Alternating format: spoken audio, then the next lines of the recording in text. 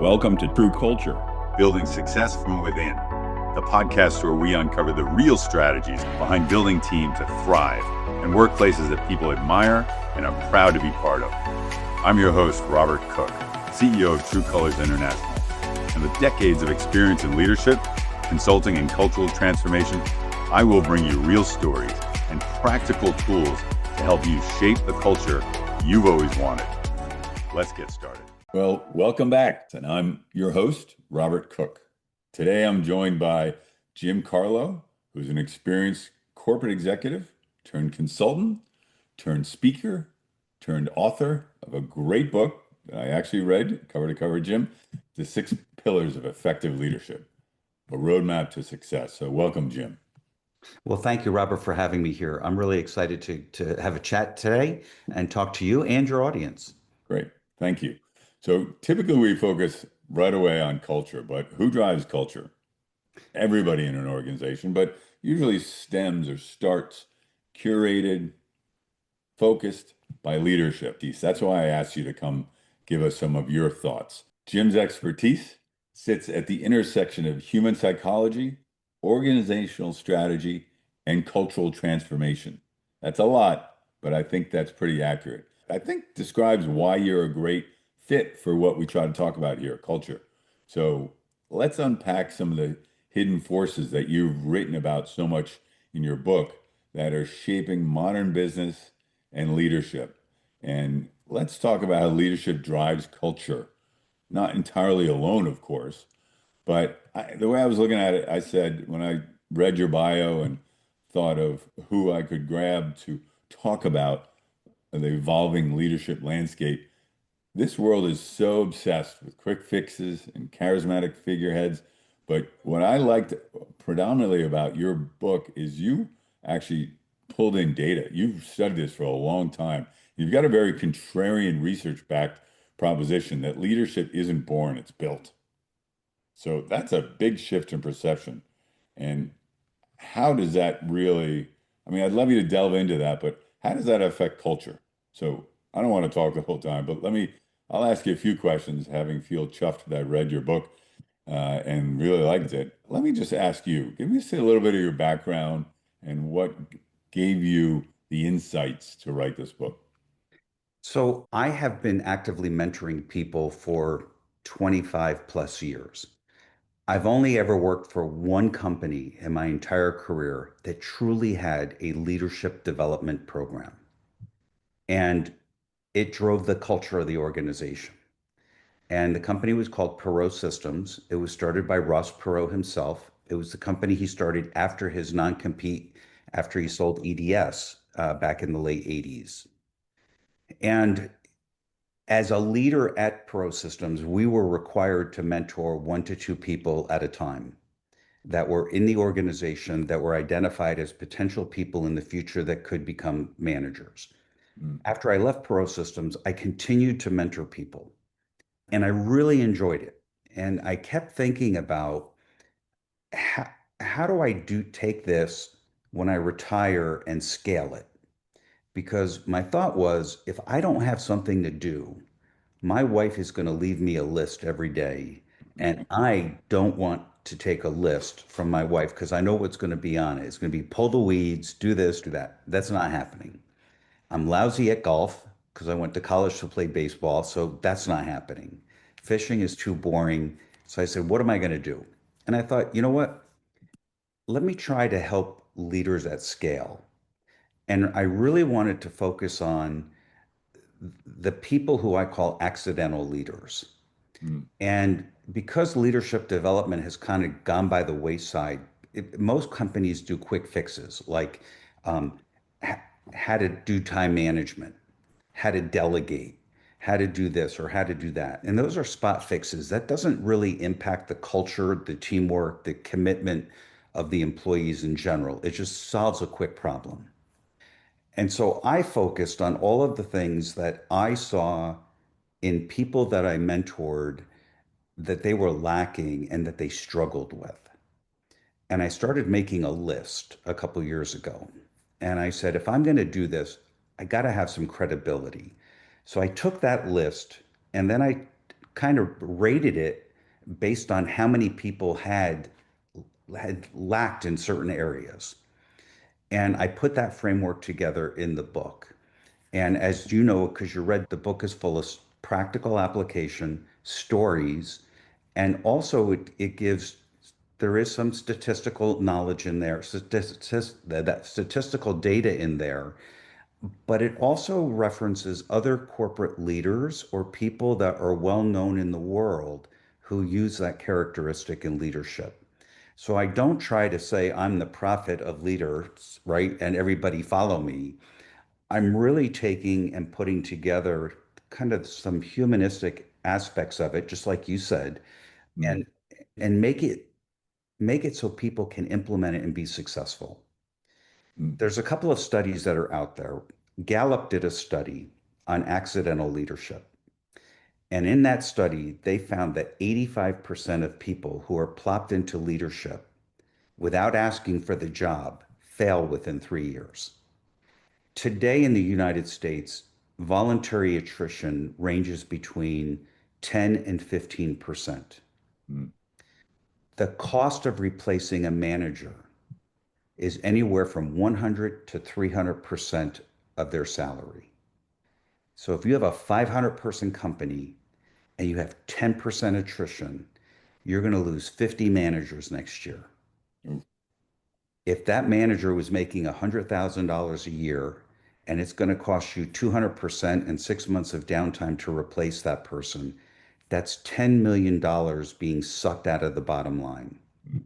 And nobody's talking about it, but it's fixable. And it kind of goes along with the fact that leadership is a developed skill. And I truly believe that. And I look at my own self. If I was born a leader, I would have something in my genetics that would have said somebody in my ancestry had a leadership skill. My dad was a carpenter. His dad was a mason. My great grandfather was a chicken farmer. There's no C suite in any of them. And yet here I am sitting from being in a C suite and telling people how they can lead better. And I wasn't born with that genetic disposition, but I've achieved a lot in my career and I had some great mentors along the way. Now, Mm. everybody's had the boss from hell. I had them too. Thankfully, they were few and far between, but mostly I was blessed with some really great leaders who really helped me evolve and helped me think about leadership in a different way. And that's what really prompted me to write the book. So it's a bit of nature and nurture, or is it can all be learned? That can all be learned. So you It can all certainly be have learned. you have practical steps in your book and great examples from not just corporate leadership, but leadership across all sectors for sure. And there was one thing I meant to ask. I've been meaning to ask. It says one of the things you said, one of the greatest barriers to transformational leadership isn't the lack of skill, it's lack of identity. Correct. So, and let me explain what that means. Yeah. When we take that accidental leader, we corporate America looks for the best technical resource in that group after the manager departs, and they pull that person out and they make them a manager. But that Mm, person never gets the leadership identity transformation. And here's what that means. They were an individual contributor. They're now responsible for managing and leading, but they don't transition to the leadership part of it. They continue to think in their mind, I still have to contribute. So when John or Sue bring them a problem, they sit down and solve it for them. mm, That's not what the leader should be doing. The leader should be teaching them how to get through that problem and help them get through it, not solve it for them. right. That's developing a leadership identity. And that's what I focus on. And, when you talk about the six pillars and afterwards you think, yeah, that all makes common sense. But whether it's in business or life, those six pillars will still guide you in a very positive way. And different populations struggle with different things. And I learned this because early on, after the book came out, I received a phone call and a woman said to me, I want you on my podcast. And I said, what is your podcast about? It's about leadership, right? And she said, no, my podcast is for stay-at-home moms. And I said, I'm not a fit. She says, oh, yes, you are. I only want you to talk about two pillars, empathy and compassion.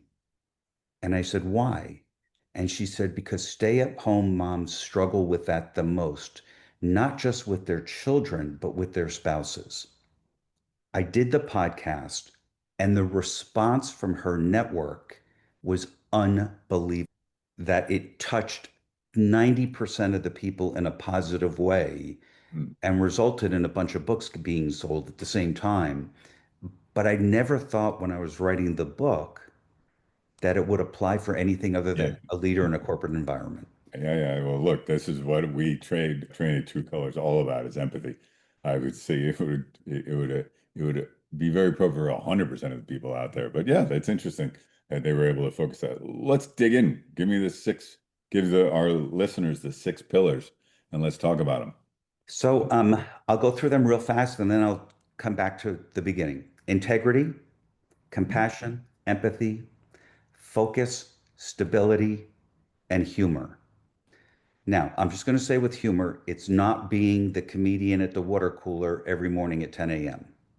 I use it as a strategic tool, as a strategic weapon to change the discussion, to ground people, Mm. to get people more relaxed in a tense situation, but it's very strategically used.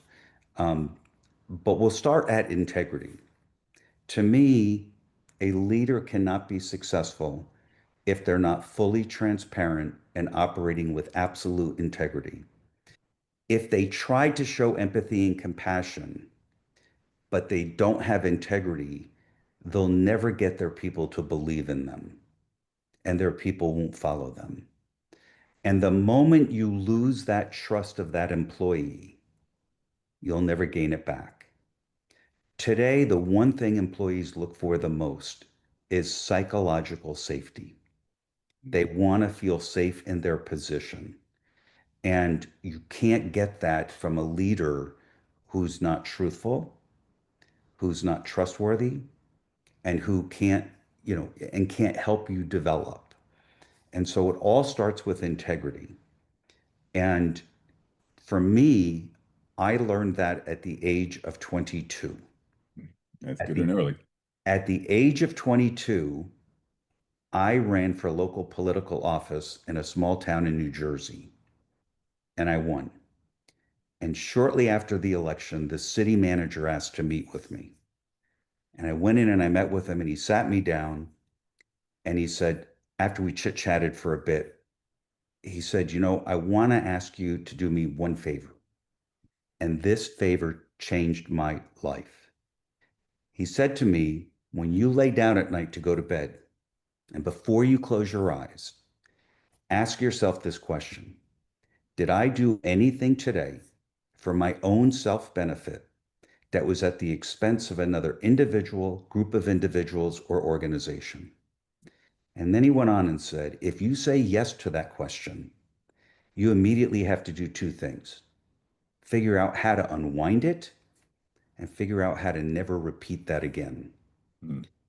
Do you know I've lived my entire life asking that question every night, and I have never answered yes to that question.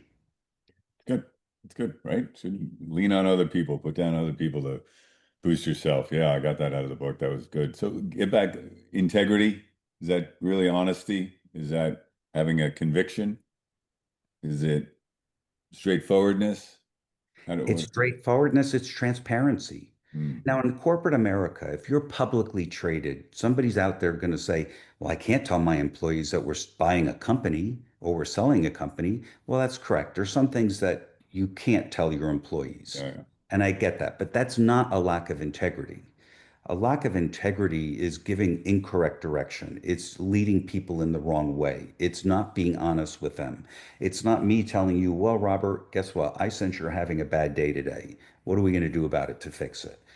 It's really that transparency that helps people become psychologically safe in their world. The Mm, Society of Human Resources did a study 2 years ago, and they did a study of the top 10 reasons why people voluntarily quit their job. yeah, 8 of the 10 reasons are directly related to their manager. 8 of the 10. yeah, yeah. People don't quit bad jobs; they quit bad bosses. Correct. Do you have a breakdown of that? I'd be curious if we dig into that.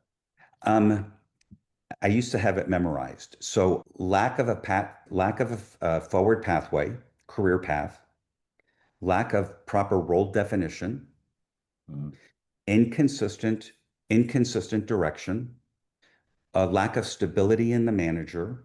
And when I say stability from a pillar perspective, it's showing up the same way every day. You mm, don't show up one day being a hothead, screaming at everybody, and the next day calm as a cucumber. mm. People have to understand that it's not always a dumpster fire, right? And it's not everybody, the trash can's on fire, let's get the heck out of here. And they look to their leaders for that stability. Sure. If that stability is not there, that employee starts to question, am I safe here? And not in a physical way, but a psychological way. Should I be looking somewhere else? Mm. And is this the place that I'm going to, have for my future? Can I work with this manager for 10 years, as an example? Yeah, I think we all hear that now, and we see it. As a leader, I'll tell you, we see it everywhere. People want to feel safe. You got to understand what that means. Correct. Absolutely correct. Okay. What's the second pillar? Compassion and empathy. Now, I'll separate them into two things. And in compassion, you can't necessarily solve the problem for someone, Mm, but you can let them know you understand how they feel. You're there to support them. With empathy, you actually can do something to help them. And I'll give you an example. And this one's not in my book. A couple of years ago, I had a woman who was working for me, was a single mom, 12-year-old son, absent dad. And at the end of July, I had realized she had taken zero time off to be with her son, zero time off. And as a leader, when I recognize that, it's my job to do something about it. So we had a weekly one-on-one on a Wednesday morning. And I said to her, I said, Jennifer, after this phone call, you're going to turn your cell phone off. You're going to turn your laptop off. And I don't want to hear from you till Monday.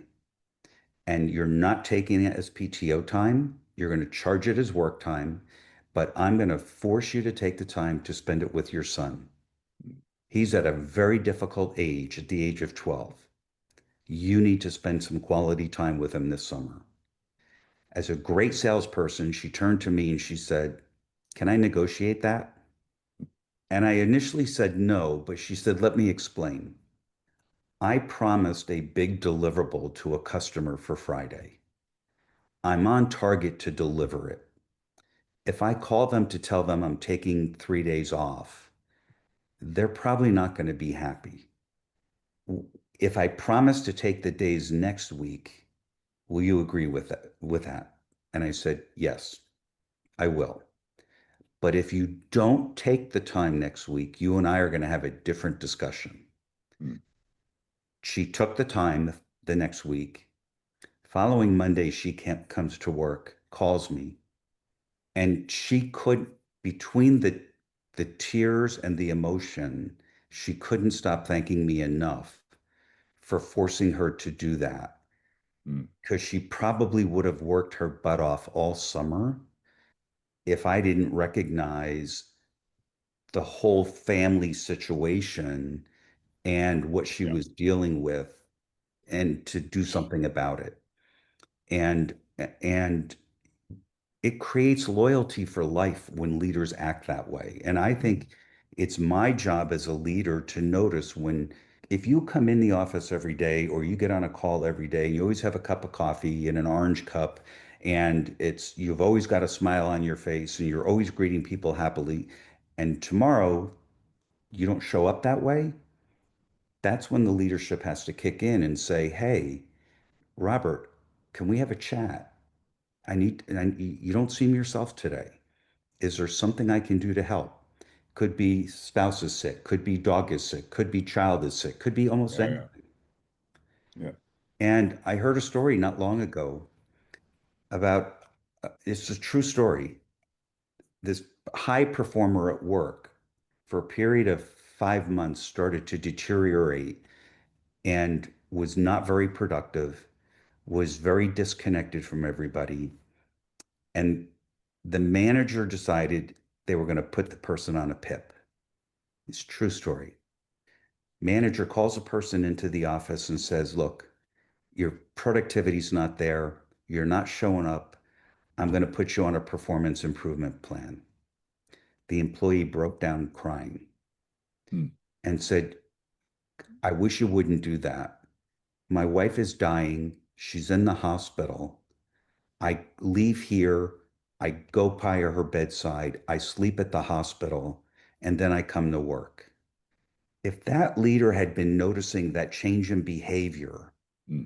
that PIP would have never been written. That leader lost touch with their responsibility. Yeah. And I can't remember where I read, but I read that, and it was a very true story. And the leader wrote afterwards how much they realized they learned from that experience. Yeah. Look, when we talk culture, this is what you're talking about.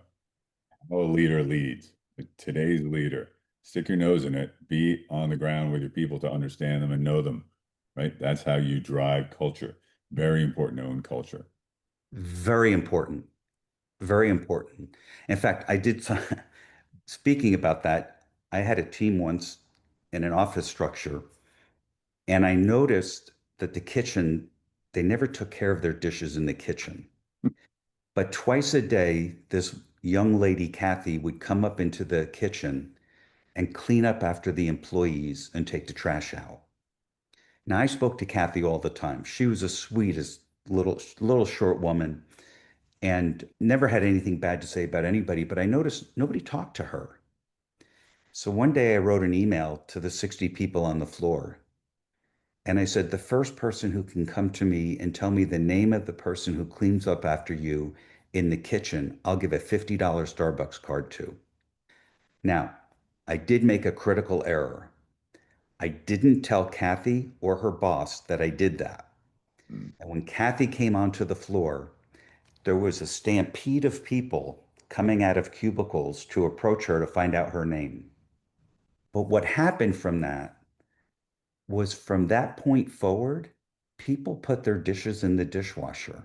They didn't leave them on the counter. They didn't leave the trash out. They put it in the trash can.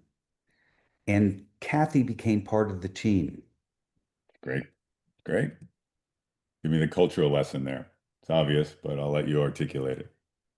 Yeah, you create the culture. And you and I are no different than the next three people that we meet.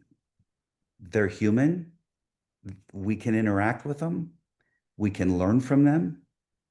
I once worked for a leader, a CEO, who would park his car on the side of the office building, go in a side entrance that was by the service elevator, and would take the service elevator up to their office every morning without interacting with anyone. Crazy. To me, that's not a leader. It's an avoider. Yeah. Give me It's the an third avoider. pillar. Give me the third pillar because I'm it's just screaming about culture, but you're tying it in great. Okay. Well, we talked about compassion, so we're not going to talk about, I'm sorry, we Empathy. talked about empathy. We're not going to talk about compassion because there's a little overlap there. I So, like and the we talked, difference. So I like the difference in compassion. You can have for someone losing someone close, but you can't do anything about it. So that's to me is helps correct, frame what the big difference is. correct. Stability, again, it's showing up the same way every day, the same way. You've got to be consistent as a leader. If you want to be a screamer, you got to be a screamer every day. But your team's not going to stay around long if you're a screamer. I can tell you that. I've seen it. It just doesn't support teamwork and long-term longevity in a role. Focus. Mm, Having your eye on the ball of what you're set out to accomplish. The best example I can give, and I put this in the book as one of the examples, was in the early Amazon days. Jeff Bezos got riffed by the market for very poor customer service. Now, today, Amazon is on every street corner. So we're talking back in the late 90s when he was still probably working out of his garage and he had a couple of customer service people working from home or whatever, or working in a small office. But when he realized that poor customer service was potentially going to kill his company, he said, I got to do something about this. mm, So he went to the manager of that department and he said, we have a problem. We're getting ripped apart by poor customer service. And the guy said, well, what would you like me to do? He says, I don't want you to do anything. He said, I just want you to know that I'm having my desk moved here and I'm going to sit in this department and I'm going to figure out what we have to do differently. mm, And he said, not that you've done anything wrong, but this is so important to me that it is that important that I have to come to this department and I have to see it for myself. We get one shot at fixing it. Not that you can't, we get one shot at fixing it. I'll figure it out. You and I will talk and you will implement it. And right. that's what he did. Now, people can complain about the inability to get a live person, at Amazon, or even, but we'll stick with Amazon. But the reality is, there's not many things you have to talk to a person about. Mm, You can buy a product, you can return any product. If it comes in poor packaging, you can tell them and you can send it back. They make it easy for you. You can drop it off at a Whole Foods. You can drop it off at UPS. You can do, I mean, they make it very, very easy. mm, I mean, so yeah, everybody gets frustrated with Amazon at some point for whatever reason. Something arrived and it was broken. Okay, that happens. Stuff comes by UPS or some US mail broken too, yeah. but they'll take care of it. Yeah. And Customer service. it's not hard to get them to take care of it. All you got to do is pull up your order, write a note to customer service. Immediately you're getting a response of what to do, where to return it, and they even ask you, do you want a credit or do you like us to replace it? So I mean, So getting yeah, back to it's the a little bit consistency of priorities, right? Helping correct. people to identify the priorities. Correct. Absolutely. Mm, Absolutely. So I think we've talked about stability, we've talked about focus, compassion, empathy, integrity. The last one is humor, and we touched on that earlier. mm, And to me, it's important for people to be able to laugh. And it's unfortunate that today everyone is hypersensitive. So when I use humor, it is always self-deprecating humor. And if it's not, I've asked the person permission. Can I poke fun at the color of your hair today or something like that? I'm just making this up. I had a gentleman who worked for me not many years ago. I swear he had 200 pairs of sneakers because every day he came in with a different color that matched his clothing for the day. And he was a meticulous dresser, but he always had sneakers. And we were allowed to wear sneakers, but they weren't inexpensive sneakers either. right. But he always had a fancy pair of sneakers that matched his outfit. And his name was McDonald. McDonald was his first name. And I said, I used to call him Mickey D. And I said, he had these big bright orange sneakers on this one day. And I said, we have a staff meeting this afternoon. He says, yeah. I said, I got to laugh at your sneakers. And he started laughing. He said, I knew you were going to do that today. I knew you were going to pick on me and pick on my sneakers. I said, only if you give me permission. And he said, you have my permission that you can make fun of my sneakers today. but you ask permission if you're going to do that, because today's world, you don't know if you're going to set somebody off or if they're how they're going to react and do it. And I knew his personality. I mean, anybody who's going to show up in orange sneakers has to have a good personality and be able to take it, right? So You'd it's hope kind of so. like me showing up in a hot pink shirt. Actually, my wife bought me this tie once, and it was pink. And it was a hot pink and had some other colors. And I worked at the Travelers Insurance Company at the time. And Mm. my boss was a former college football player. And he saw that tie and he said, Carlo, take that damn tie off. You're not wearing a pink tie working for me. It was the same day the photographer showed up to take pictures for the upcoming sales conference. And my picture gets put up on the screen because I was getting an award and I had that tie on.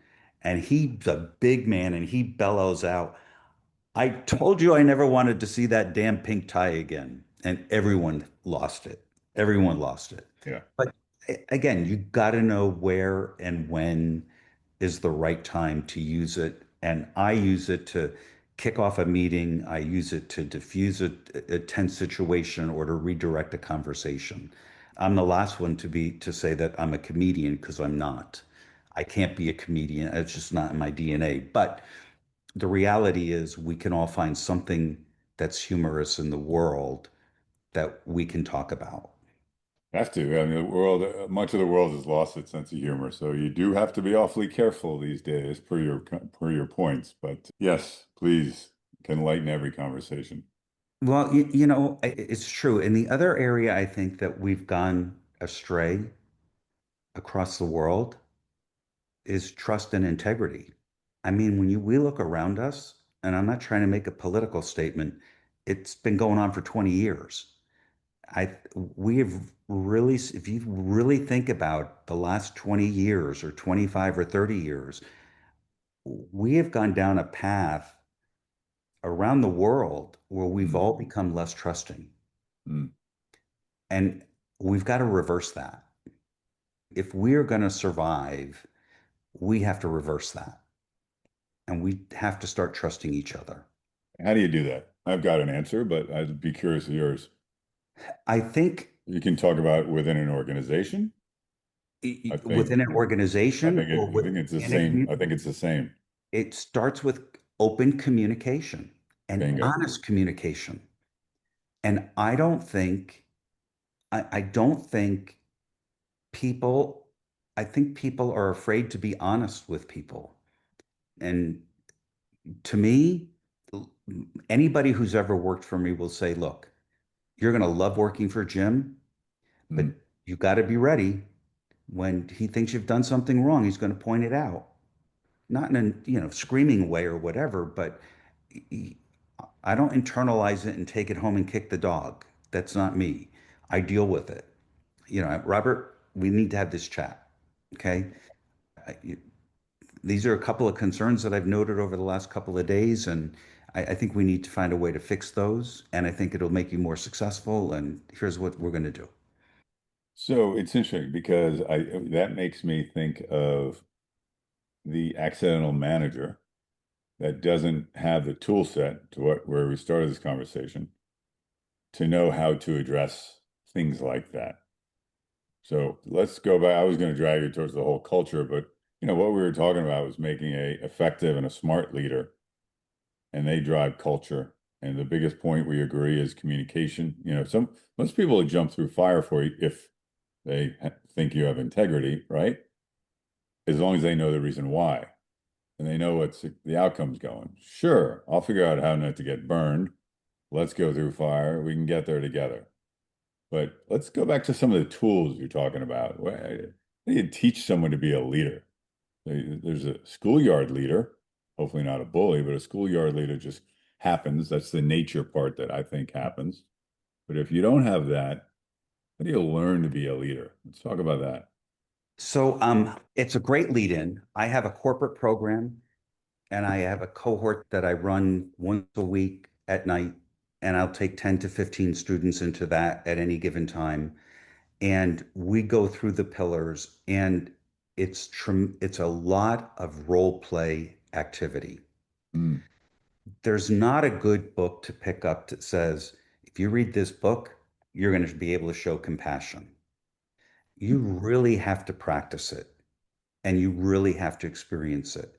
When I look back on my career, this is going to be an honest statement.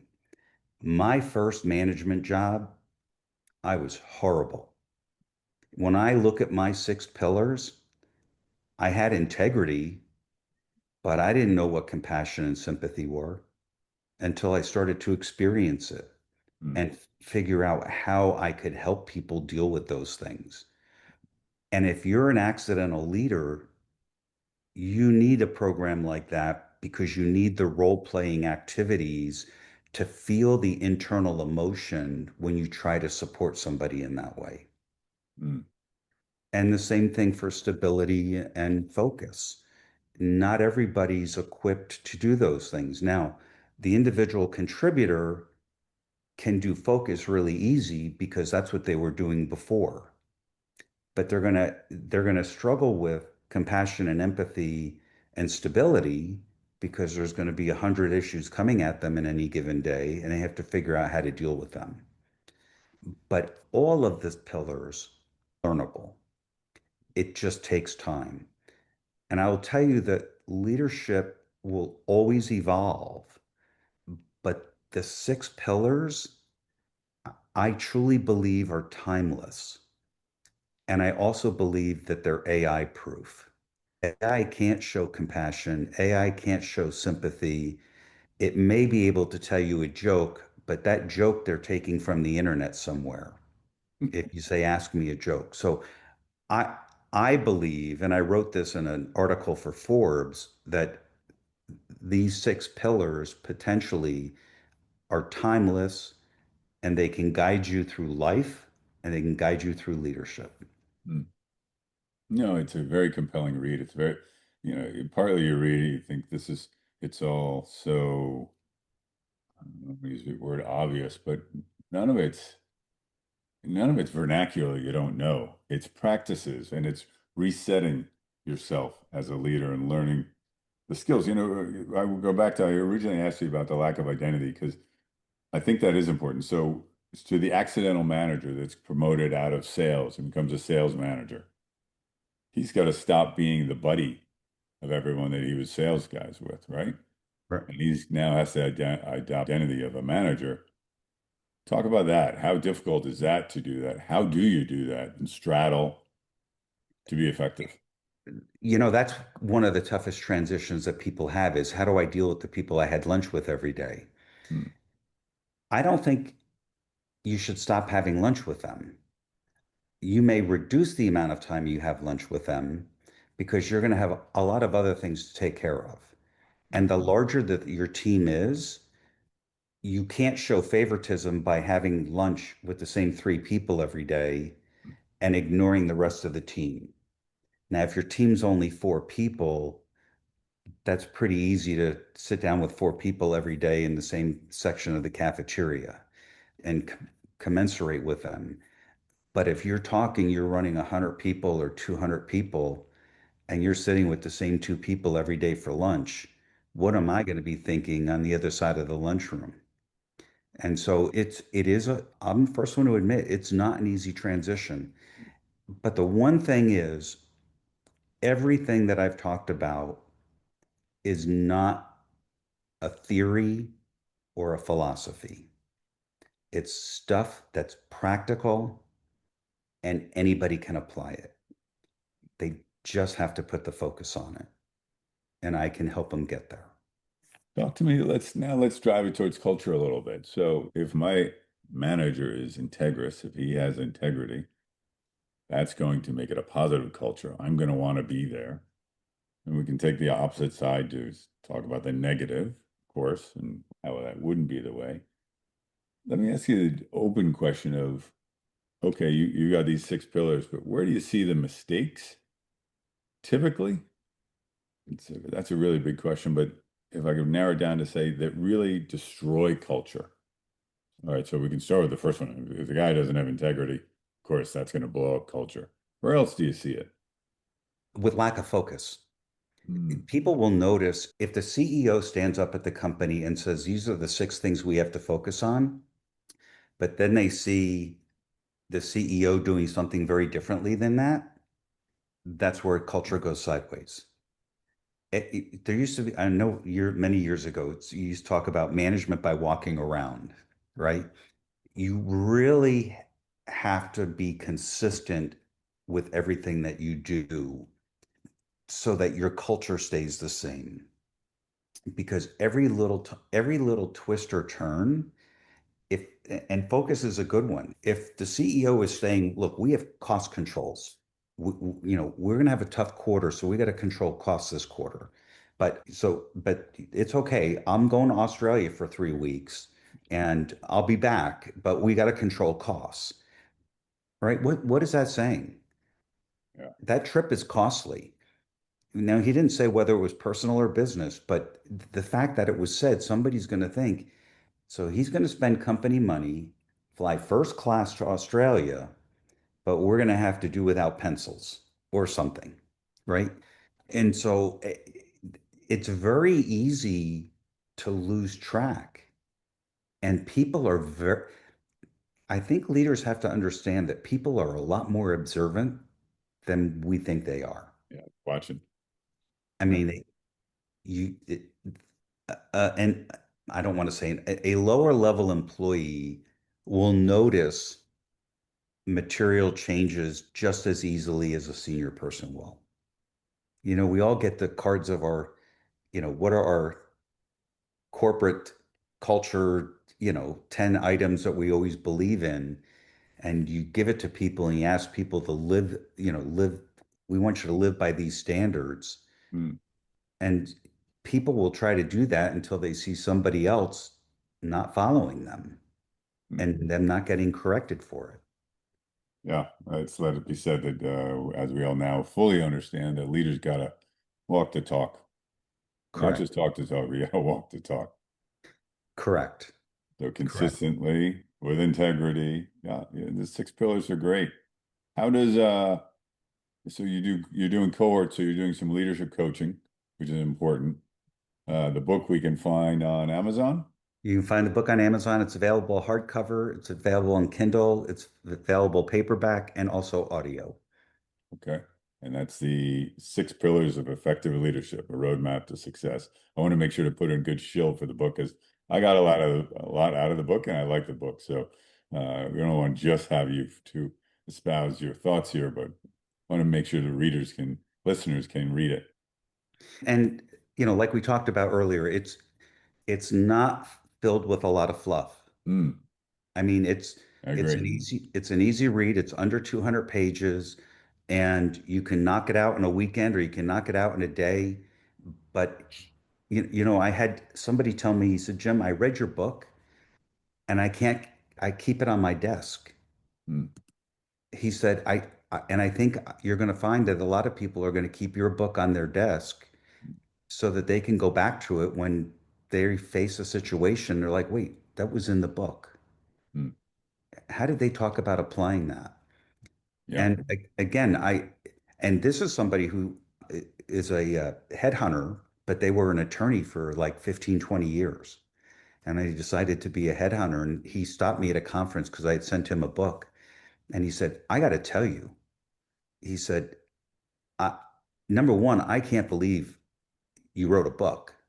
He said, because you didn't tell me about it. So we're kind of friendly. So he like took me a year to write a book. I wasn't going to tell everybody I was writing a book because most of the people that start to write a book never finish the book. And I didn't want to be the guy that promised everybody I was writing a book and didn't. But he said I couldn't put it down. And then when I did, I realized I needed to keep it on my desk. Yeah, it reminds you of things and it teaches things. It frames it very well. And look, leaders drive culture. So we're always talking culture. I thought it was important to talk leadership. If you're a good leader, people will follow you to the ends of the earth. I really believe that. And it's showing up consistently. You don't have to micromanage everybody.